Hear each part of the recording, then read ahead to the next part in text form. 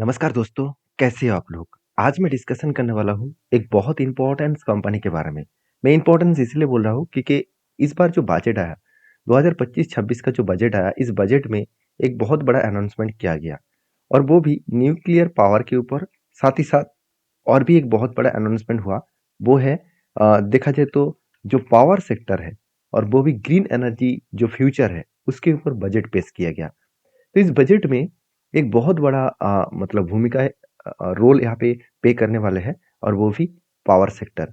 तो power sector को एक बहुत ज़्यादा बूस्ट करने वाले हैं क्योंकि पावर सेक्टर के डिमांड जो है आज और भी ज़्यादा बढ़ने वाले हैं क्योंकि इंडिया के पॉपुलेशन बढ़ रहा है, इंडिया में मैन्युफैक्चरिंग हब बढ़ रहा है, साथ ही साथ पावर का जो कंजप्शन है वो धीरे-धीरे बढ़ते चले जा रहे हैं और गवर्नमेंट का टारगेट है कि 2047 के अंदर-अंदर पूरा के पूरा ज़ीरो इमिशन करना, मतलब पूरा का पूरा ग्रीन एनर्जी के ऊपर कन्वर्ट होना।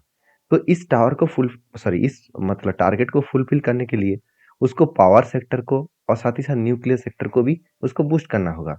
तो देखा जाए तो पावर सेक्टर में ग्रीन एनर्जी बहुत इंपॉर्टेंस है और आज इसी से जुड़े हुए एक ग्रीन एनर्जी कंपनी के बारे में चर्चा करूंगा, जो इंडिया के सबसे बड़े प्राइवेट ग्रीन एनर्जी कंपनी है। तो कंपनी कौन सा है? कंपनी का नाम है अदानी पावर। देखिए, अदानी पावर कोई छोटा-मोटा कंपनी तो है नहीं, करीबन 2 लाख करोड़ का कंपनी है।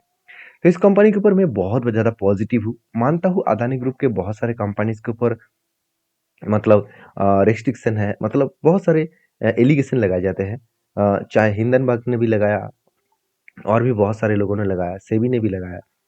तो क्या अदानी ग्रुप रुके रहे?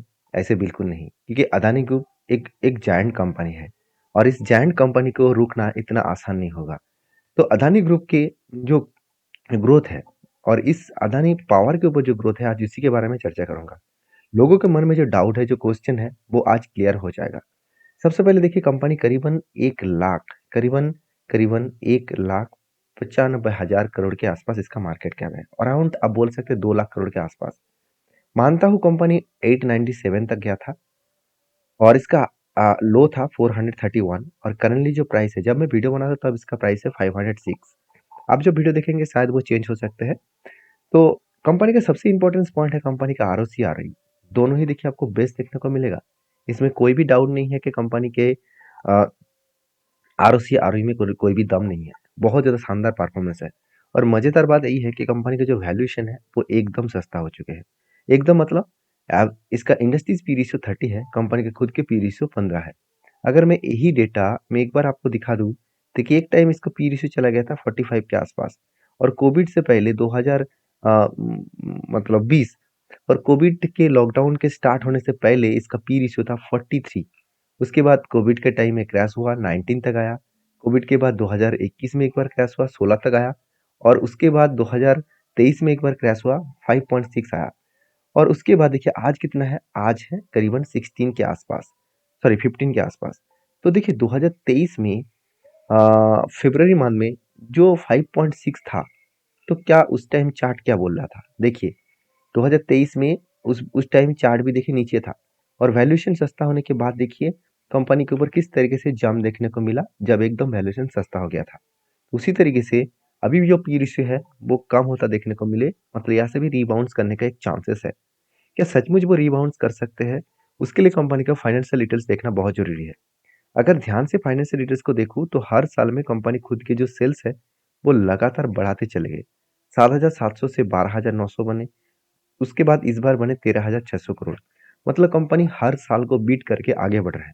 मगर दिक्कत वाला बात यही है कि कंपनी खुद के जो क्वार्टरली रिजल्ट है उसको बीट नहीं कर पाए। तो ये एक दिक्कत वाला बात यहाँ पे देखने को मिला।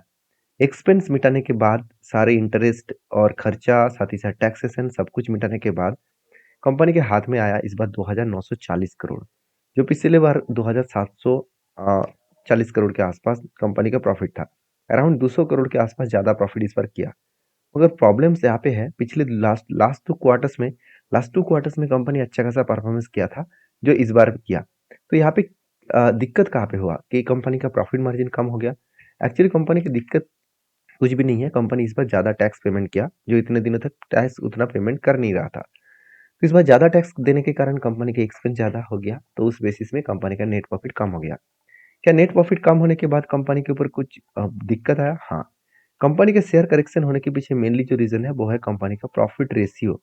अगर मैं लास्ट 1 साल के डेटा देखूँ तो टिल टू मंथ में कंपनी का जो सेल्स ग्रोथ है वो 17% है और प्रॉफिट ग्रोथ जो है वो 45% नेगेटिव है। तो बेसिकली कंपनीज़ के ऊपर जो सेल्स ग्रोथ तो चलो ठीक है, फिर भी मान लेता हूँ ठीक है, मगर प्रॉफिट ग्रोथ बुरी तरीके से खराब हो गया। क्योंकि आप खुद ही देख सकते हैं, पिछले साल में 20,000 करोड़ का प्रॉफिट हुआ था, इस बार 12,800 करोड़। तो क्वेश्चन ये है, क्या सचमुच 20,000 का करोड़ का प्रॉफिट हुआ था? ऐसे बिल्कुल नहीं। कंपनी का अगर ऑपरेटिंग प्रॉफिट देखा जाए, तो इस बार कंपनी का प्रॉफिट ज़्यादा है। क्यों? क्योंकि कंपनी का जो इनकम और एक्सपेंस है, उसको दोनों को अगर मार्जिन को कैलकुलेट किया जाए, तो कंपनी का जो ऑपरेटिंग प्रॉफिट है, वो बेसिकली पिछली बार 18,000 करोड़ था, इस बार 21,000 करोड़ है। तो कहाँ पे दिक्कत आया? एक्चुअली कंपनी का दिक्कत कुछ भी नहीं है, कंपनी का जो आधा इनकम है, वहाँ पे ज़्यादा आधा इनकम देखने को मिला था। जो पिछले सालों में आधा इनकम 9,800 करोड़ था, इस बार 2,900 करोड़ है। तो यहाँ पे ज़्यादा कंपनी के हाथ में पैसा आ गया और वो भी एक्स्ट्रा आ गया और ये एक्स्ट्रा पैसा हमेशा नहीं आएगा। मान के चलिए इस बार आप मान के चलिए एक सैलरी पर्सन है, आपको हर मंथ 30,000 सैलरी मिलता है। तो मान के चलिए आपने शेयर में निवेश किया और इस बार मार्केट तेज़ी से भागा और आपको 30% रिटर्न मिल गया। तो मान के चलिए वहाँ से आपको 1-2 लाख प्रॉफिट मिल गया। तो वो आपका एक्स्ट्रा इनकम है, वो आदर्श इनकम है, वो हमेशा नहीं मिलेगा। ऐसे नहीं कि हर साल आपको 1-2 लाख प्रॉफिट मिलता जाएगा, ऐसे होगा नहीं। तो इस चीज़ों को समझना पड़ेगा। तो बेसिकली अगर मैं ऑपरेटिंग प्रॉफिट देखूँ तो कंपनी का परफॉर्मेंस ठीक-ठाक चल रहा है। कोई भी डाउट एंड कोई भी दिक्कत वाला बात नहीं है। और सबसे इम्पोर्टेंट पॉइंट है, अगर कंपनी में दिक्कत होता, तो इंस्टीट्यूशन कब का माल बेचकर भाग जाता। देखिए, डीएस के पास तो ज़ीरो होल्डिंग था, वो भी आज भरोसा कर रहा है। एफएस के पास 12% है, 11% होल्डिंग था, आज भी उतना होल्डिंग है। और प्रोमोटर के पास देखिए 71% होल्डिंग था, प्रोमोटर खुद के होल्डिंग को बढ़ा चुके हैं। मतलब प्रोमोटर जानते हैं कि इस कंपनी के ऊपर कितना पोटेंशियल है, कितना दम है, तो इसलिए वो इस कंपनी को कंटिन्यू कर रहा है। और सबसे इम्पोर्टेंट पॉइंट है, वो है पब्लिक। पब्लिक के हिसाब से बात करूँ तो कंपनी के पब्लिक के ऊपर ज़्यादा होल्डिंग्स नहीं है। अगर पब्लिक के ऊपर ज़्यादा होल्डिंग्स होता तो मैं इसको नेगेटिव पॉइंट के हिसाब से देखता। और सबसे इम्पोर्टेंट पॉइंट जो है, मैं आपको बता दूँ, किसी भी कंपनी के ऊपर हमेशा कैश फ्रॉम ऑपरेटिंग एक्टिविटीज़, जो आपको कैश फ्लो में मिलेगा, इस डेटा को जरूर देखना। यहाँ पे प्रॉफिट कितना दिखा रहा है वो देखना। यहाँ पे होता क्या है, कंपनी जो नेट प्रॉफिट दिख रहा है, नेट प्रॉफिट कितना दिख रहा है 12,800 करोड़ और कैश फ्लो कितना दिख रहा है 14,000 करोड़। मतलब कंपनी की जो profit actually profit and loss में जो प्रॉफिट दिखा रहा है, वो खाते में दिखा रहा था और एक्चुअली कंपनी के हाथ में कितना पैसा आ रहा है। मैं एक एग्जाम्पल के माध्यम से समझा रहा हूँ। मान के चलिए आपने किसी को 100 रुपये का प्रोडक्ट बेचा और आपने कहा कि मुझे 110 रुपया देना होगा। तो आपने खाते पे दिखा आपने आपका खाता में आपने दिखा दिया कि मुझे इस व्यक्ति से 110 रुपया मिलने वाले हैं। तो 110 रुपया मिलने वाला है, वो खाते में दिखा दिया, मतलब आपने प्रॉफिट एंड लॉस में दिखा दिया कि मुझे 110 रुपया का टोटल पैसा मिलने वाला है, उनमें से मुझे 10 रुपये का प्रॉफिट होगा। तो वो लोग अगर पैसा नहीं देते हैं, तो क्या आपको प्रॉफिट है? बिल्कुल नहीं। तो जब तक वो लोग पेमेंट नहीं करेंगे, तब तक आपका प्रॉफिट नहीं होगा, आपके सिर्फ खाते में ही रहेगा। तो प्रॉफिट हुआ कि नहीं हुआ, वो कहाँ पे मिलेगा? वो मिलेगा आपको कैश फ्रॉम ऑपरेटिंग एक्टिविटीज़ में। मतलब यहाँ पे जो डेटा देखने को मिला है, वो अगर प्रॉफिट एंड लॉस के आसपास है और उससे ज़्यादा है, तो ठीक है। अगर उससे एकदम कम है, तो सोचना कंपनी बातों में आपको प्रॉफिट दिखा रहा है, खाते में आपको प्रॉफिट दिख रहा है, एक्चुअली कंपनी का प्रॉफिट हो नहीं रहा। तो चीज़ों को समझना पड़ेगा। और जो लोग सोच रहे हैं कि कंपनी का जो कर्जा है वो बहुत ज़्यादा है, ऐसे बिल्कुल नहीं। पहले तो बहुत ज़्यादा था, 50,000, 57,000, 55,000 करोड़ के आसपास, और वो कर्जा आज घटते-घटते 37 करोड़ तक पहुँच चुके हैं। और बेसिकली उस जगह पे कंपनी के रिज़र्व बढ़ चुके हैं। मतलब अगर कल कंपनी के ऊपर कोई भी डाउट है, जिस तरीके से एलिगेशन लगाया जाता है, तो इसमें डाउट होना नहीं चाहिए। क्योंकि कंपनी के अगर रिज़र्व को ही बेच दे, तो कंपनी ईज़िली उसका बोरिंग्स को मिटा सकते हैं। उसके साथ-साथ कंपनी का फिक्स्ड एसेट भी है। मतलब कंपनी का फिक्स्ड एसेट एंड रिज़र्व को मिलाकर जितना पैसा है, वो ईज़िली इस कर्जे को मिटा सकते हैं। तो जो डाउट था लोगों के मन में, ये कंपनी का 0.76% का डेब्ट है, तो कंपनी क्या सचमुच खड़ा हो पाएँगे? ऑब्वियसली कंपनी में स्ट्रेंथ है। तो ये सारे पॉइंट्स मैंने इसीलिए आपके साथ शेयर किया, क्योंकि किसी भी कंपनी के ऊपर काम करने से पहले इस चीज़ों को आपको ध्यान रखना होगा। तभी आप उस कंपनी के ऊपर कितना भी शेयर में करेक्शन हो, तो आपको कभी भी कॉन्फिडेंस लेवल डाउन नहीं होगा। तो इस कंपनी के ऊपर मुझे जो अपॉर्च्युनिटी देखने को मिला, जो मैं आपके साथ शेयर करूँगा। ध्यान से देखना, मुझे एक अपॉर्च्युनिटी देखने को मिला। देखिए यहाँ पे जो एक स्ट्रैटेजीज़ मैंने ऐड किया, इंडिकेटर में जाना है। आपको यहाँ पे सर्च करना है 52 week high and low. 52 week high and low को सर्च करना, ऐड करना। और आप याद रखिएगा, यहाँ पे जो साइहुन करके एक मतलब ऑथर ने, मतलब एक स्ट्रैटेजी जो ऐड किया गया है, इस स्ट्रैटेजीज़ को ऐड करना। 52 वीक का हाई लो बहुत सारा स्ट्रैटेजीज़ है, आपको ये याद रखना होगा इस स्ट्रैटेजीज़ को। इसको ऐड करने के बाद आपको कुछ इस तरीके से इंटरफ़ेस दिखेगा। ऊपर एक लाइन दिखेगा और नीचे एक लाइन दिखेगा। ऊपर वाला लाइन को कहा जाता है 52 वीक का हाई का लाइन और नीचे लाइन को कहा जाता है 52 वीक का लो का लाइन। तो दोनों को अगर देखा जाए तो कंपनीज़ के ऊपर मैं किस तरीके से काम करता हूँ, जब यहाँ पे कैंडल्स नीचे आकर 52 हाई के 52 लो के आसपास एंड उसको टच करते हैं, तब मैं पॉजिटिव डिसीजन लेता हूँ। और यहाँ से जब फिर से बाउंस बैक करके जब 52 हाई को टच करता है, तब मेरा पोजीशन क्लोज करता हूँ। तो चीज़ों को समझने के बाद मैंने यहाँ पे एक डिसीजन लिया, क्योंकि यहाँ पे ऑलमोस्ट इस लेवल को टच करने के लिए आया। तो कब इसका मतलब बाउंस होगा, कब इसका रिकवरी होगा, ये तो मुझे पता नहीं। मगर एक चीज़ मैं आपको बता सकता हूँ कि इस तरीके से स्ट्रैटेजीज़ में कितना दम है। अगर मैं दम के बारे में बात करूँ तो ध्यान से देखना, यहाँ पे इस लेवल में कंपनी के ऊपर पॉइंट टू पॉइंट यहाँ पे एंट्री पॉइंट मिला था। और इस पॉइंट से मैं अगर एकदम जहाँ पे टच किया 52 हाई को उसको मार्किंग करूँ, तो 300 दिनों में कितना ग्रोथ हुआ था? 300 दिनों में ऑलमोस्ट 83% का ग्रोथ दिखा था। उसी तरीके से अगर मैं और भी बैक में जाऊँ, तो ऑलमोस्ट देखिए यहाँ पे भी देखिए टच करने के लिए आया था और इसी टचिंग पॉइंट से ऑलमोस्ट इस टचिंग पॉइंट से मैं टॉप तक देखूँ, तो जस्ट 61 डेज़ में 39% के यहाँ पे जंप दिखाया। उसी तरीके से यहाँ पे भी देखूँ, यहाँ पे भी टच करने के लिए आया था। वहाँ से लेकर मैं पीक लेवल तक देखूँ, तो 70 डेज़ में 41% का जंप दिखाया था। और भी मैं बैक टेस्टिंग करके दिखाता हूँ। कोई भी कंपनी के ऊपर काम करने से पहले बैक टेस्टिंग ज़रूर करना।